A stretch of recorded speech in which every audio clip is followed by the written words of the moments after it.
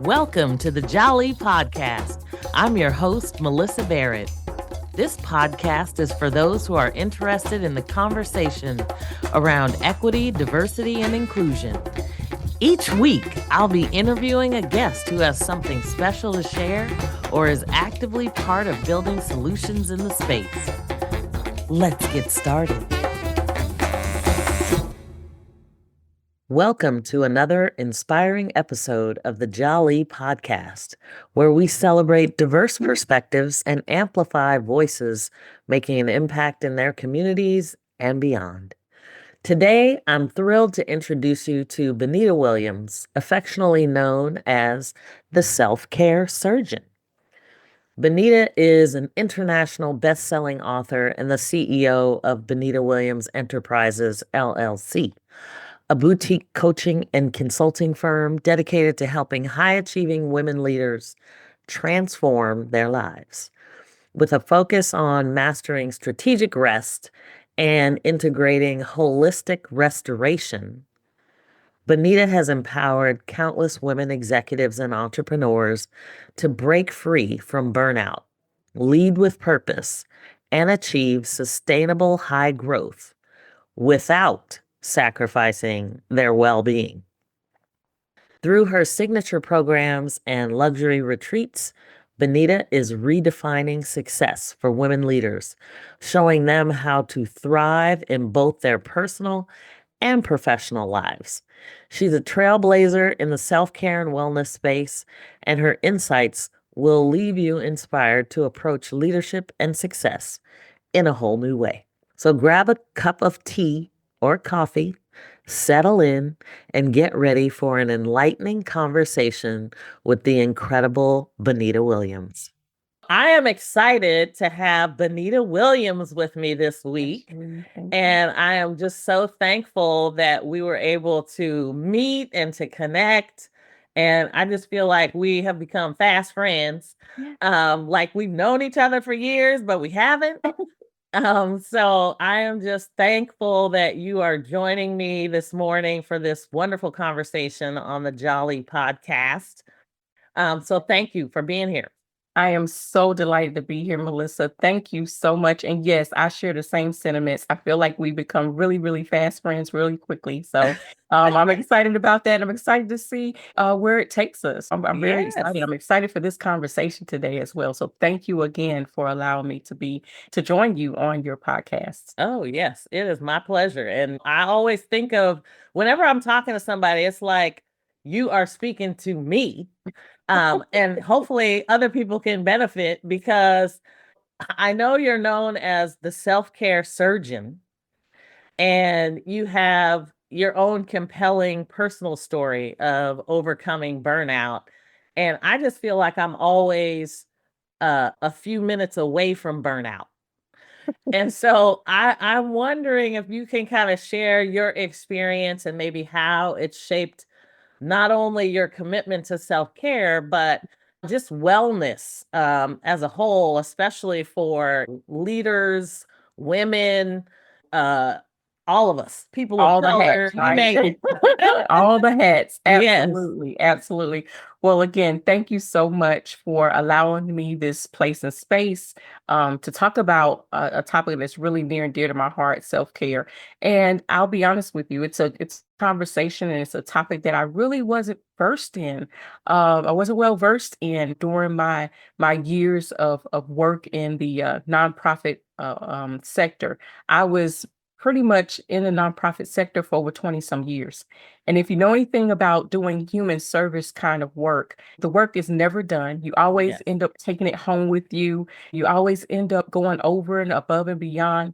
And so you imagine after 20 some years of just constantly serving others in the community and things like that, you do tend to burn out. And that was a thing that I was very new at, didn't really know what it was and hadn't really heard about it.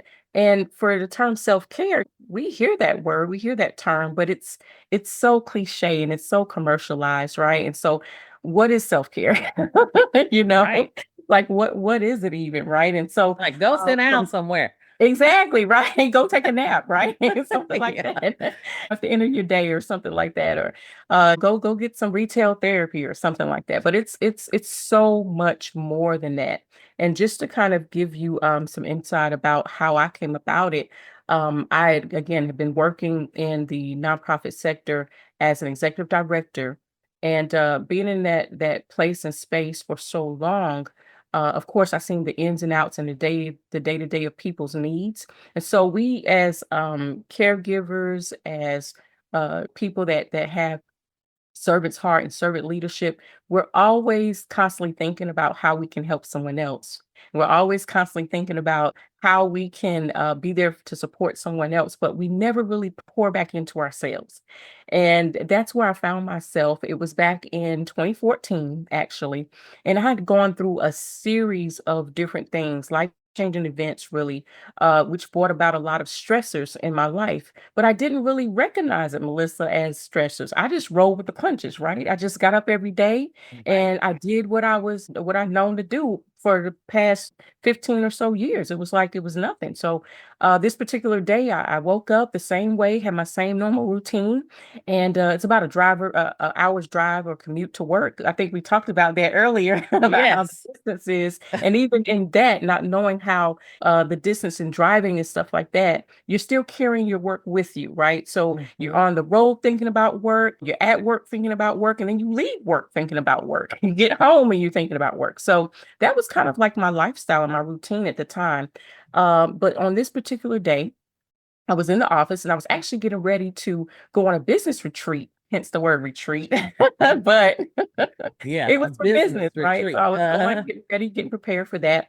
And so one of my coworkers came in and she just kind of looked at me and paused, and she looked at me and she said, "Are you feeling okay today? Are you okay?" And I was like, "Yeah, I'm fine. Great. It's just talking normal, just like I am now, and talking regular." And she was like, "Well, you don't look so well. I think you should grab a mirror or something." And so I did. I looked at the mirror, and to my surprise and my shock, really, I discovered that my face was actually disfigured on one side, completely, unrecognizable. Like I did not feel any symptoms of anything. I did not feel strange or abnormal in any sense. I felt like I was able to talk and communicate just like I'm doing now.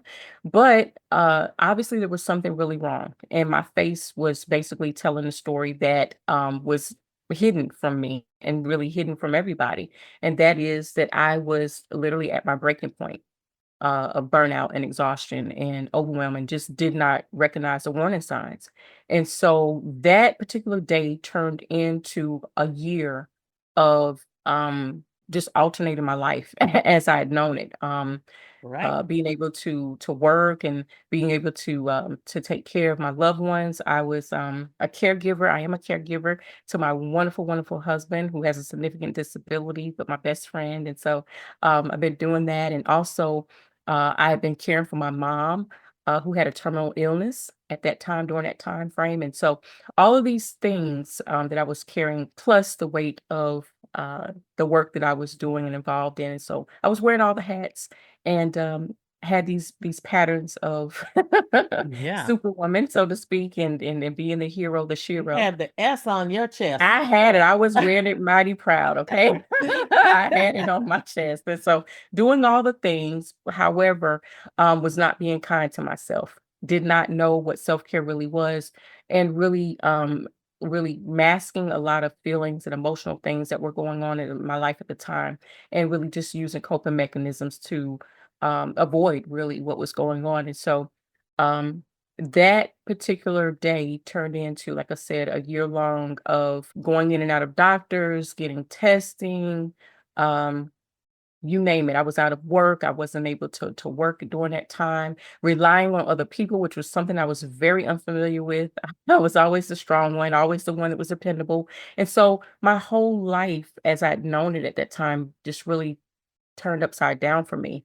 And I realized then that this was my wake up call. And it was like heard a small voice say, if you don't take care of yourself, if you don't start paying attention to yourself and pouring into yourself, you won't be here for the ones that you love. You won't be here. You won't be around here for them. And so, but what do you do, right? When you're met at this crossroads, when you've been thinking that you've been doing it right the whole the whole time, only to discover that what you're doing is no longer serving you. And now you're at a pivotal moment in your life where you've got to make some life choices, some different life choices. And so that's where I found myself back in 2014. Wow. I Yeah. mean, that's a lot. Yeah, it was a lot, and it came rushing in just like that, like no warning signs that I was aware of. The warning signs were there. Let me back up and say, I just wasn't aware of them. I was not paying attention to, I wasn't sensitive to my body's signals and warning signs and things like that. And so those warning signs eventually will become louder and louder and louder until you get the wake up call. Yeah. Yeah. We have a saying in some of the work that I do. We Yeah. say, God will tap you, and then he will slap you. Little slap, right?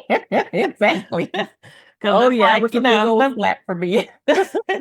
sometimes we don't recognize and I think that's an ongoing challenge, right? Because we are kind of required, or we're obligated, we require of ourselves, right? Yes.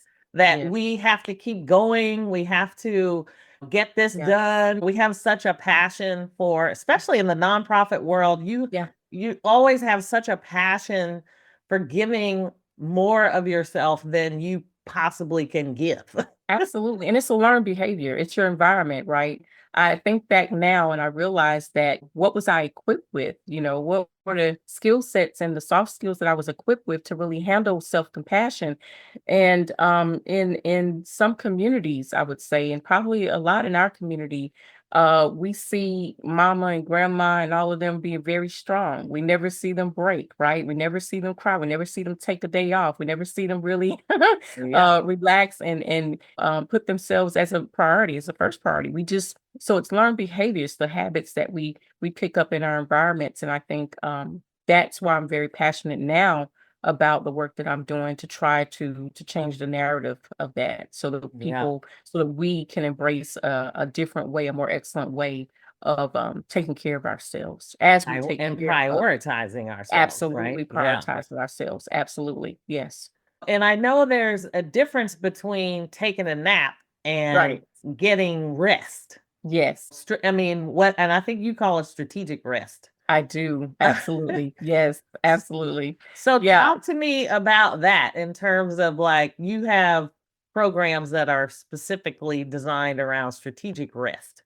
I do. And so I'll go back into my story to tell you kind of the backdrop of how I came about. So there I was again in 2014, not really knowing how to navigate this dark path of change. It was very unfamiliar, very uncomfortable for me. It was a place in a space that I had not navigated before, and I was searching for a way to navigate this new lifestyle. Um, which was very, very scary. And so when I started researching, I didn't really find a lot out there. There wasn't anyone who really identified with where I was and what I was going through. In the medical field, they want to label you, they want to give you all kinds of medications and everything, and they want to just kind of stick a label on you and say, "Oh, this is what you're dealing with." But it was not my case. That was not. I knew that wasn't me, and it wasn't my case. And I had to figure out how to bounce back from burnout, really. And so it became a self-discovery, a self-healing journey for me. Many, many nights I was praying to God about, why me, first of all, and how did I miss the warning signs? But now how do I navigate this dark path of change? And I just in a long period of rest. I was out of work, like I said, which was something very new for me. I was unable to operate a vehicle, which was very new for me. I had to depend on other people, and so your village is very important to encourage you and to help you to stay strong and fight through. So I admonish everyone that may be going through something similar to to lean into your village and make sure you have people around you that can help you and support you. So I was very happy for that. So the thing for me was, how do I bounce back? from burnout because this is not my end of my story, right? I'm gonna be around. I want to be around, and I need to figure out a more excellent way because what I've been doing is no longer serving me. So I got really, really uh just focused on self-healing and what that means for me. And in this period of time, rest was like very, very loud. It was like times that I would try to get up and do something, and my body was like, nope, you're going to rest. And times that I wanted to, I thought I was strong enough to be able to handle certain things. My body was like, nope, you're going to rest. And so I learned very early on that rest was a key factor for me, and getting myself back and me feeling myself again. And so um, from that, I just started developing new habits, what I call regimens, not routines, because routines typically mean that they're not meant to be broken. But when you have a regimen, you can adapt a regimen to accommodate whatever stressors are going on in your life at the time. And so that's one of the key things for me. It was like stop being so robotic, stop being so automated, and really be more present and be more into be more mindful, right? And so when I did that, there were three things that happened for me. I started to refuel my body, focus on refueling my body physically. And then I started renewing my mindset, realizing that the way I've been thinking about self-care needed to change. Okay. And so I got really, really intentional about that. And then thirdly, I started to refocus on what my purpose is, why I'm here. When you have experiences like the one I had, it really does start to put things in perspective. And so priorities and setting boundaries and soul searching, so to speak, and like, why am I here? What is my purpose? And things like that really became very apparent for me during that time. So refuel, renew, and refocus. And my definition of self-care is anything that promotes well-being. That's what Okay. self-care is. It's not a cookie cutter approach. It's something that really is for you in the moments in time that you may be facing, right? Which can change at any moment. And stressors are not all bad. You could have some good stressors. There could be a new addition to the family, right? Which is Yeah. a stressor, but in a good way, things like Right. that. Um, but I learned to be more mindful and be more present in the moment and to really hone in on what self-care is and what it isn't. Self-care is definitely setting boundaries. No is a complete sentence. So I've learned Yes. the power of no. And so, and then also again, just anything that promotes total well-being. And what I call total well-being is being in alignment in all areas of your life, and that is physical, mental, social, spiritual, and emotional. And so if you are out of alignment or out of balance in any one of those areas, then you're not really achieving total what I call total wellness or total well-being. And so that just became my focus on my self-healing journey. Yeah. Physical, mental, social, spiritual, Yes, and what the emotional. and emotional. And Okay. emotional, yes, Wow. absolutely. Because what you find is most programs out there, they may touch on one or two of those things. So you may have, your fitness routine down, or you may have your diet down, or you may have your nutrition down. But what about your mental health, right? Or you may do some mindfulness exercises and things like that. But what about your spirit? Have you checked in with your inner self lately, right? Mhm. Those type of things. And so to find a totality, a whole holistic approach, if you will, to self-care and really dialing in on all of those areas is it's what I call self-care. Wow, that's a lot.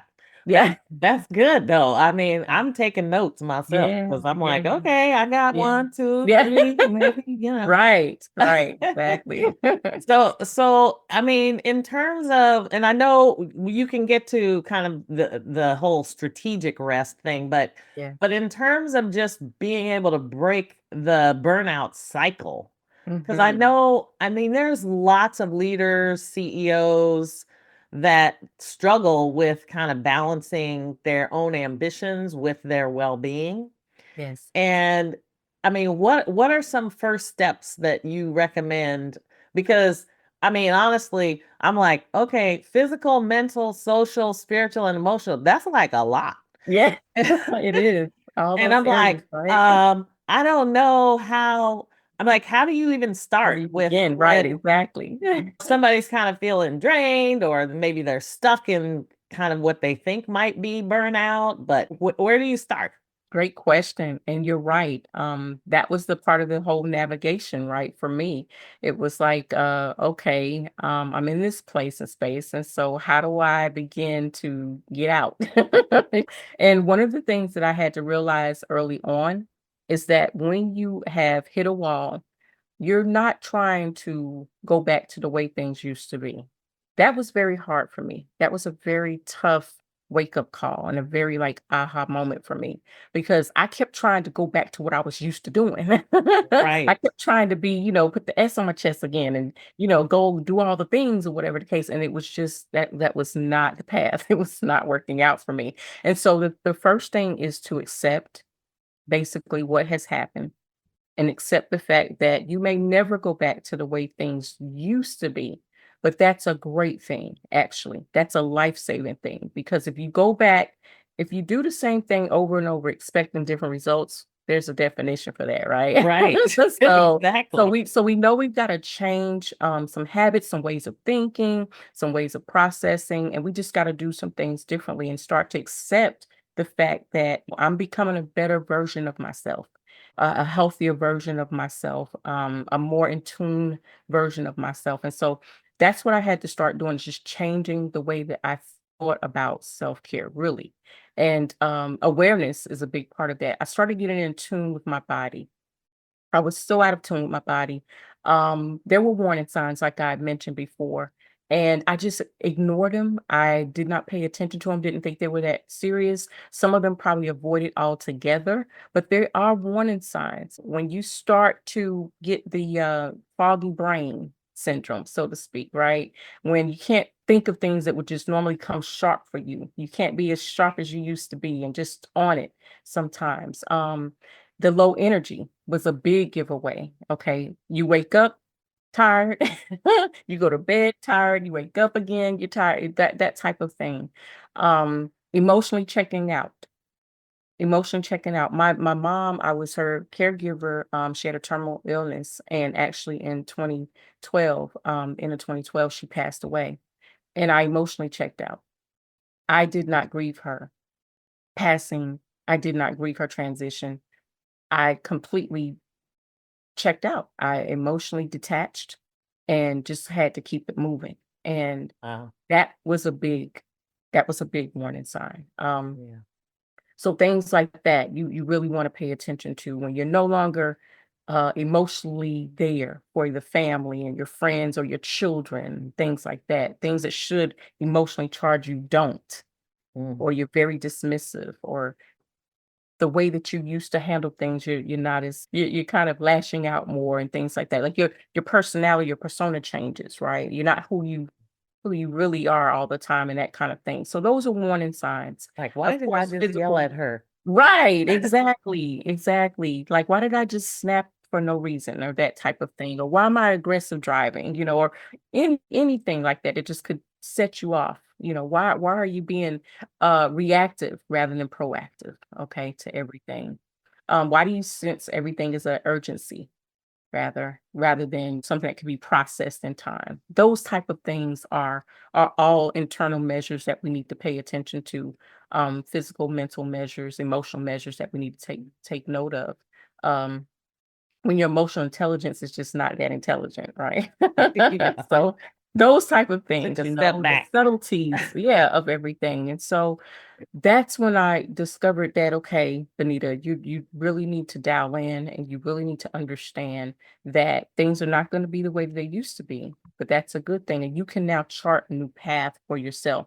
So awareness was everything for me, Melissa. I became very much in tune with my body. When my body started to give me signs that it was time to slow down or time to rest, there'd be days when I would just take a long nap or just rest or just charge myself with nothing. Can you imagine that? Can you charge yourself with nothing to do? Can you really take a Yeah. full day, 24 hours? It's not as easy as it sounds. Most people are like, oh yeah, I would love to do it. I would love to take a 24-hour. Try it. See how easy you really could Put leave the the phone. phone down. Yeah, Yes. put the Like, phone down and not touch technology and not turn on the TV and not this that. Like, just see how just challenge yourself with those type of things, and how easy is it for you to do those things. But when I begin to rest, and this is where I'll talk about strategic rest and intentional rest. Rest is not something that's an afterthought. It's not something that we do at the end of our day when we've completed everything, all of our tasks. Um, Contrary to popular belief, it's not something you do when you die. I hear a lot of people say, "I rest when I die." right. Go figure. But, no, it's none of those things. Rest is, essential for peak performance. Rest is essential for peak performance. You need rest like you need food to eat, like you need air to breathe. It is essential for peak performance, to survive, really, and to thrive. So I started looking at rest as a strategy for success. It is a way, a tool that we can use to exponentially grow by leaps and bounds, to exponentially scale, to exponentially tie in the holistic approach to wellness and well-being, because in every single area you need rest. You need to be able to know when to turn off the on switch. And most Yeah. people, that's their issue, is like they have an on switch and there's no off switch. They don't know how to turn it off. And so but understanding how to be still and how to do that, and it takes practice. It's not something that you innately do.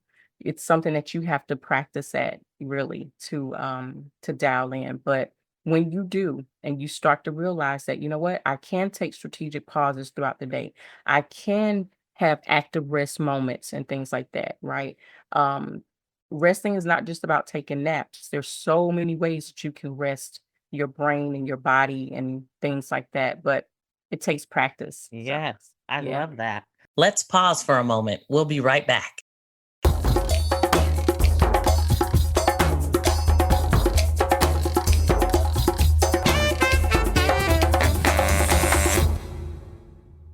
Yeah. I love that because I think that just that whole reset Yeah. and being able to intentionally, Intentionally is the I key. mean, and this Yes. is like, I think a lot of, because there's so many leaders Yeah. that will take a meeting over their own strategic rest. Yes, they will.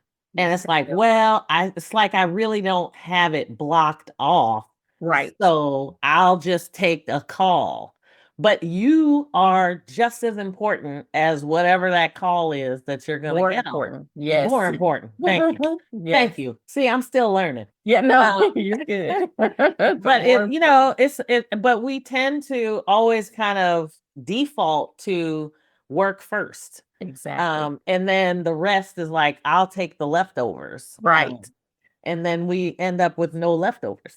Absolutely. And the So thing about it is you're running on fumes. You're empty and running on fumes and you don't even know it. yeah, That's the scary part about it. You don't yeah, even know it. You don't even realize it, that there's nothing really left in the tank. But you're running on fumes, and so we know if you drive a car like that, a vehicle like that, and you don't put gas in it, or you don't change the oil, you don't take the maintenance, you don't take care of it, whatever the case, it may run, but it's real yeah. It's raggedy. it'll let off a real bad smell, and it's not optimal, it's not optimal. So, Right, right. it it's really yeah. And you talked about holistic Yes. wellness, and I know some of the work that you do, I think, kind of integrates holistic restoration Yes. with like business excellence. Yes. Um, Absolutely. and so how do you, I mean, what is that approach, and what does it look like, and how does it benefit the clients that you work with? Absolutely. It's my life work now. It's my life work. To go back into the story a little bit. So after I did bounce back, after I came back to work and everything, I realized that refuel, renew, and refocus was real. And so when I started to refocus my purpose, I realized that I wanted to touch more women leaders, CEOs, people like me who may have experienced something similar or on the verge of experiencing something, I want it to be the guide that I did not find for myself, right? When Mm, I was searching and I was trying to find someone to connect with, someone that looked like me or had went through something similar as me, and could help guide me and navigate that dark path of change. Well, I wanted to be that for someone else. And so I started a program called Restination. It's like destination, but with an R, with the intention of really just my approach to self care, how to bounce back from burnout, how to still be that leader and that top performer, but without all of the consequences. Okay, mm, without the consequences of burnout and anxiety and chronic stress and fatigue and all those things like that. I truly believe that we can be successful without consequence. Okay. And so in trying to chart my own path and course to do that, I developed a coaching program, transformative coaching program that again exists to just help those who feel drained to revive so they can thrive in purpose. And so sometimes the pivots come in life to change, like to navigate your course and to change your course. Maybe you do some self-discovery and you realize, well, maybe I'm not as happy in this role anymore, or maybe there's more to life than what I'm currently experiencing, or maybe there's another reason for why I'm here and I want to seek that out now, things like that. So I looked at what I went through as a turning point for purpose for me. And yeah. so now I get a chance to help other women leaders, not just women, because men suffer burnout as well. So I host transformative retreats. I do corporate wellness trainings and initiatives, anything that can help shine the light on how we bounce back from burnout or how we prevent burnout altogether. Of course, during the pandemic, we saw this in action. We saw a lot of people Yes. burn out. We saw the great resignation where people just tapped out and did not return back to work even. That was that that was a clue, right? So Yes. yeah, so we saw a lot of things happen, but why is there so much absentee volunteer absenteeism? Why is the burnout costs at $500 billion, right? That companies experience in burnout related costs and things like that. So these are questions that we really as a society need to tackle, and I'm grateful for platforms and places and spaces like you and your podcast here to be able to share with your listener audience, because I believe it's just conversations that we need to continue to forge until we change the narrative on self-care. Um, I really believe that companies have a responsibility to protect their greatest asset, which is the human asset. And Mhm. so, in order to do that, you really need to have these conversations and realize what's going on with your employees, your workers, your executive leaders. What's going on? What's really going on with them, not just during the day when they're there, but even after hours or before work or whatever the case may be. So, and how can we create a place in a space that is safe for them to be vulnerable enough to talk about their Yeah. needs, and it not just be charged to mental health, because again, not everything is a mental health issue, right? I'm grateful for the healthcare system and the mental health care system, but it's okay to take a personal day for rest and recharging, right? Or refueling, or to have a rest policy in Yeah. place, things like that for the employees. Like it's okay to do that. And actually it'll benefit you much more than what you may currently be experiencing. So Yeah. I love yeah. that. And you do see a little more of that, I think, with very large companies, but you have a lot of people working from home now. Yeah. And it's hard to separate sometimes work from personal because your work is in your personal space, Yeah. right? And so, I mean, I know for me, and folks have probably heard me talk about this in other episodes, but For me, after my husband passed in Mm, 2017, mm, I went through exactly what you're talking about. It's like, am I still happy here? I loved the people I worked with, the work mm. I was doing, but I got to this point where I was working all the time. It was like 18 hours a day in this little box office working from home. And I was like, I need to get off. Yeah. But Yeah. I had to get a coach in order to help me get off Right. because I couldn't figure out how to stop the wheel from turning. Mm-hmm. Mm-hmm. And I needed to make a right, but I was going 100 miles an hour, you know what I mean? Exactly. Um, and so Exactly. I love I mean, all of the things you're talking about resonate so much because I think people tend to just keep going, Yes. and yet it's like they needed to turn right like 10 miles back, Right, you know? exactly. It's what I call, rest stops. Yes. I play on the word of, rest stops. You think about a rest stop, rest stops are actually intentional and they're essential to your Mhm. journey, right? Because when you're on your journey, sometimes you don't know how much further down the road you have to go. And you don't know if you have the fuel to last. You don't know if you have what it takes in order to last. So when you see a rest stop, it's important to pull over on the side.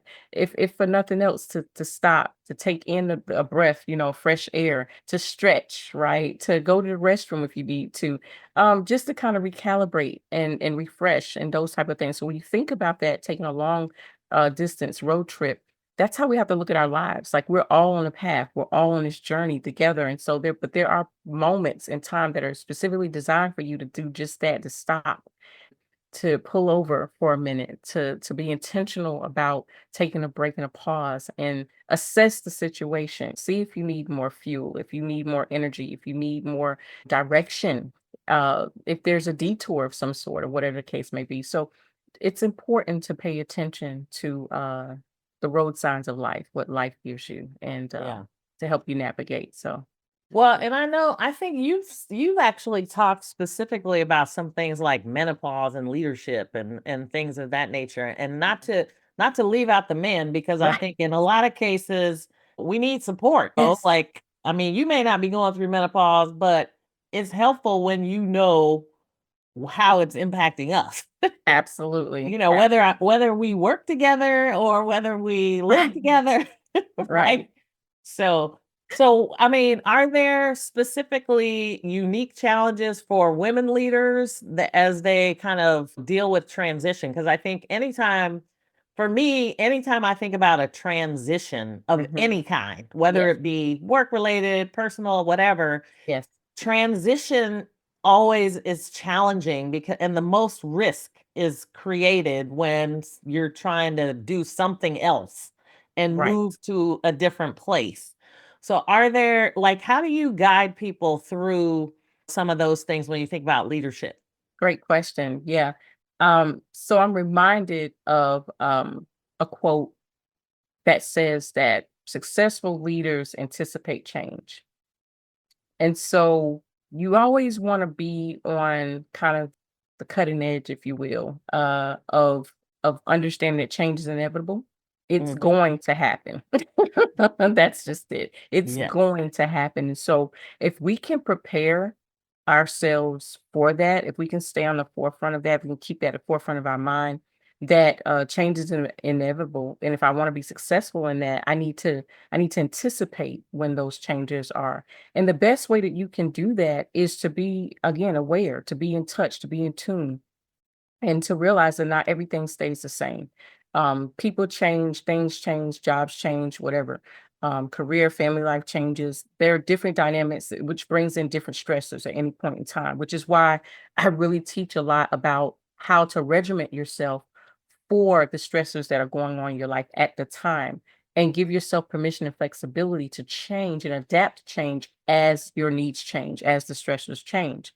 And so it's very important not to be so stringent anymore. Like I said, it's not a cookie cutter approach. It's very personalized and individualized, which I commend you for working with a coach, because that's what we do.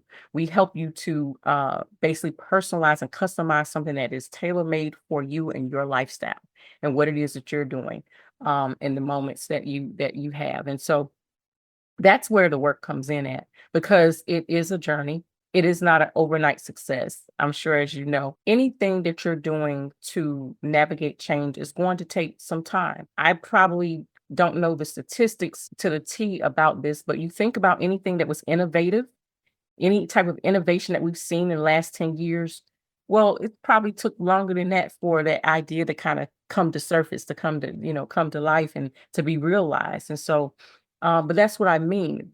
It's anything that's new and innovative or life changing, we've got to be on the cusp of it. And we need to be already in the way of and understanding that these changes may occur, and then what that's going to mean, not only for ourselves, but the communities that we're in, the people that we serve, and those that we love that are in our community, in our network.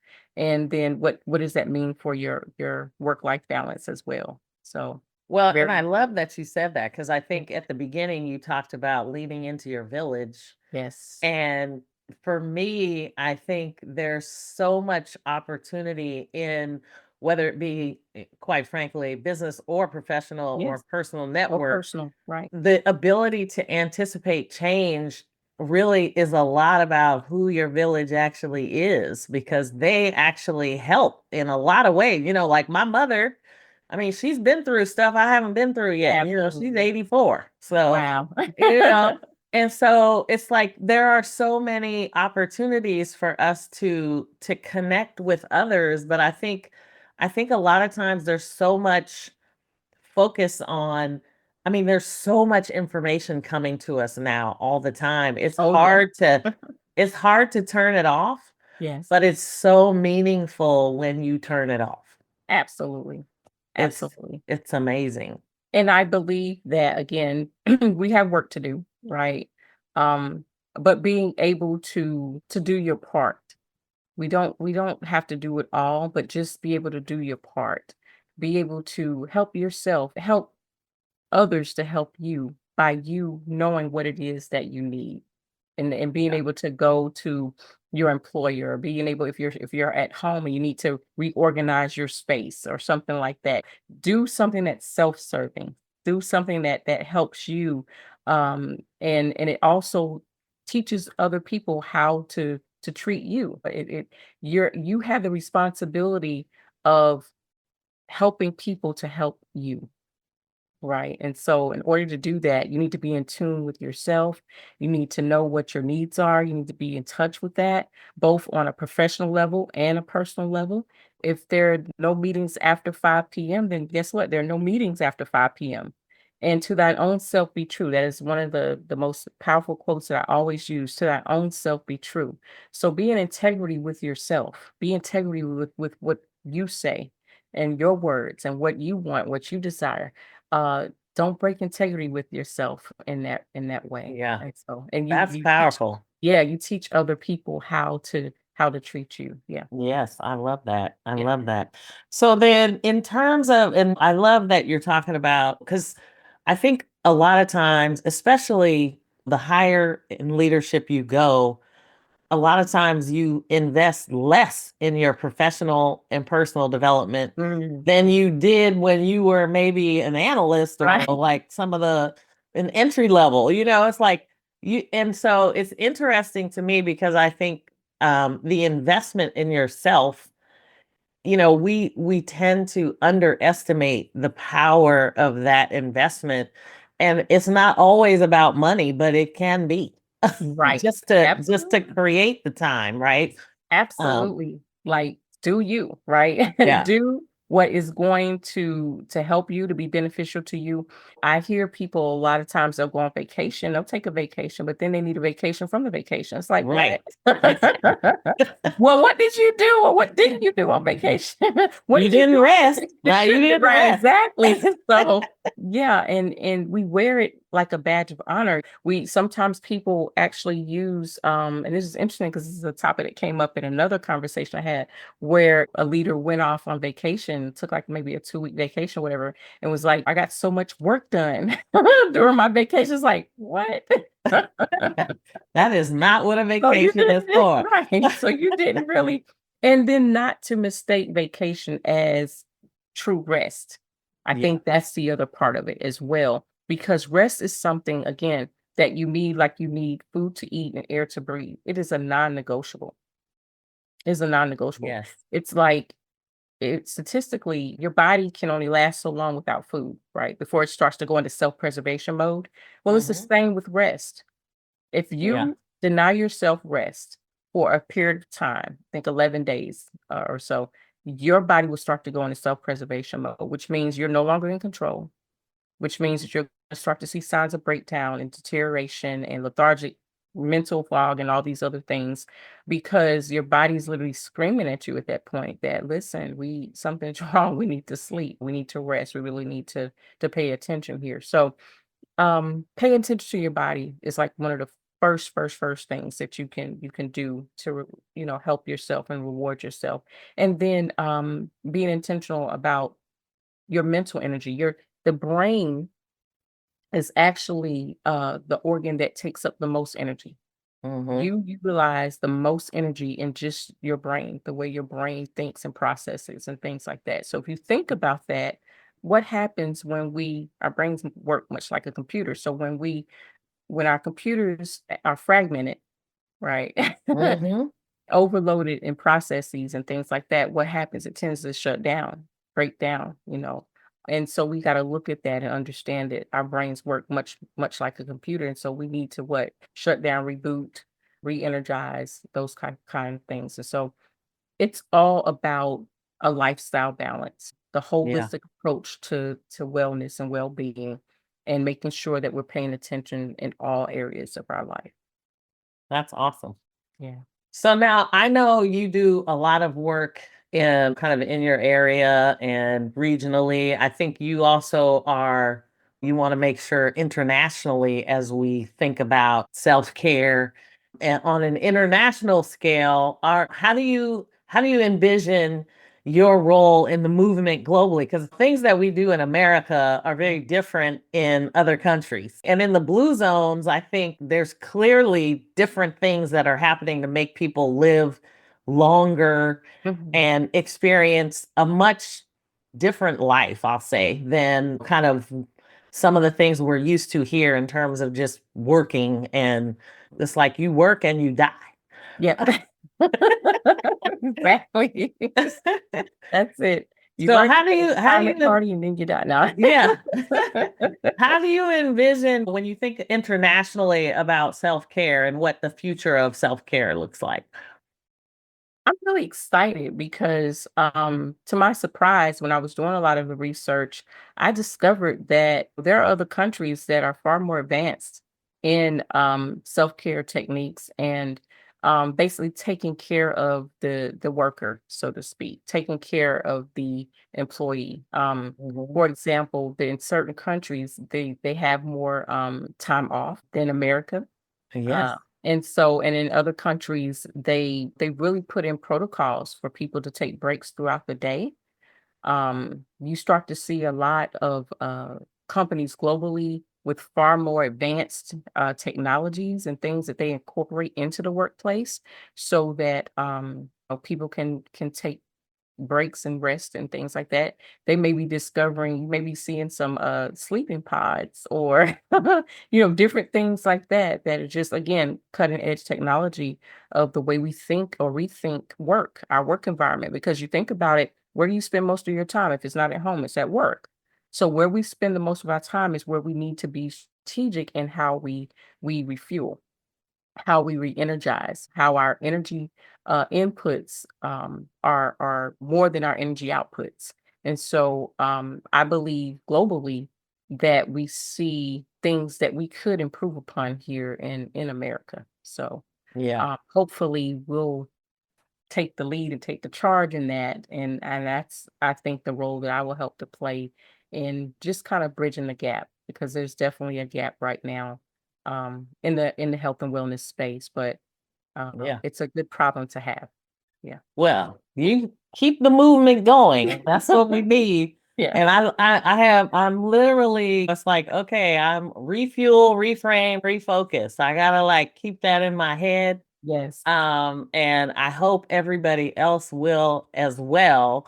Because there are so many things that people want to do in life And I just think we don't spend enough time on that refueling. So thanks for kind of giving me the visuals of all of those things where it's like you're gonna run out of gas, Yep. like that car is gonna be sitting Yeah. in the You don't middle want of the that to happen. road. Yeah.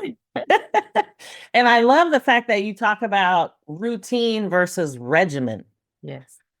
because I find myself trapped in, because I don't think I love routine, Mhm. but a regimen I think I can actually get into because Yes. it's like I don't have to commit to it for the rest of my life. There you But go. Yes. That's but it. it's like I want to walk more and I want to do this and I want to do that. So I love the mindset as you think about words matter. And Yes. so to me, I'm like, oh, okay, I can kind of You can I do that. love the fact that you have kind of permitted me not to have to create the routine, but to Absolutely. deliver a regimen. So thank you for that. Absolutely. This conversation has been just so awesome. So hopefully we will have you back and you can talk maybe a little bit more about some of your retreats and some of the customized Would self-care love to. Yeah. components. But I love the fact that you are so open and transparent about your own journey through burnout, and really how you got back. Because I think that's the part. It's like you get to burnout and it's like, oh my gosh, what happens now? And Right. you kind of sit in this depression state or something. I don't know. And so I love the fact that it's like, hey, let me show you how to get out and you'll be fine. So Yes, for all there of is a you, more way. There is a more excellent way, and I would also say it's a journey. So yeah, there's not a place where you just arrive, right? So it's a yes, journey every day. It's something that I have to get up and be intentional about every single day. But if you do that, if you honor your body, if you set those boundaries and perimeters, and you really give yourself permission, that's it, to be intentional about your strategic pauses, your strategic rest and reset, then your body will thank you. Your lifestyle will thank you. Your mental space, your spirit will thank you. And you'll see things in a clearer way. You'll find that off switch. I promise you, it's there. yes. You'll find the off switch. Look, I found an off switch. Right. So now I just got to figure out when it's going to come back on. There you go. I love it. Yeah. I love it. Well, thank you so much for joining me. I mean, I know we could go on, and sometimes bite sizes are better for people to digest. So I like to try to leave them with something. And then as we start a new year, this is a perfect time for us to go through the process of refueling, Yes. reframing, and refocusing our purpose, Yeah. so that we can create some restination.